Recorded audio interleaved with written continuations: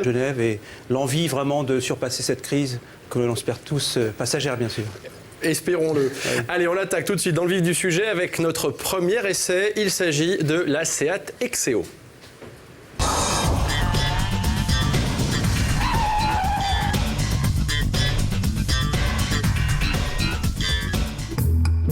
Présentée au salon de l'auto de Paris, la Seat Exeo avait surpris par sa ressemblance avec l'Audi A4, certains pensant même s'être trompés de stand.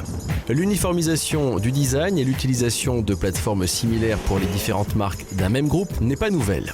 Bien que ce soit un frein à la passion automobile, cela a l'avantage de proposer des modèles qui ont fait leurs preuves à moindre coût.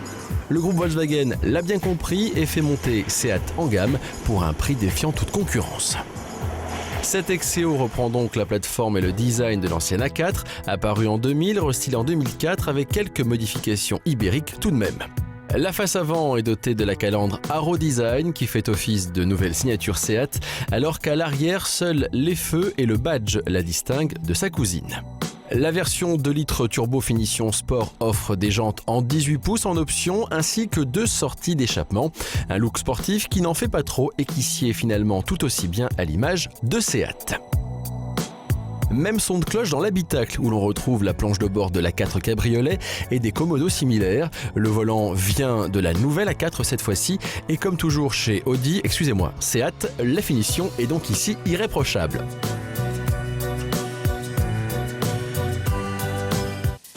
Côté motorisation, 3 diesels et 2 essences sont proposés avec une entrée de gamme à 20 200 € pour le 1600 essence de 102 chevaux, mais autour de 30 000 € pour les versions que nous avons essayées les plus puissantes de chaque technologie. Le diesel de 170 chevaux hérite du Common Rail Volkswagen, nouvelle génération, qui est couple bas régime, ne consomme que 6 litres au 100 et évite le malus écologique. Côté essence, le 200 chevaux TFSI est un vrai régal. Sans rendre l'auto sportive, il apporte un agrément de conduite très agréable. Prenez donc l'ancienne A4 dépourvue du système Quattro, modernisez ses motorisations, rafraîchissez l'habitacle, retirez quelques milliers d'euros au prix d'achat pour un équipement sans faille et vous obtenez au final la Seat Exeo.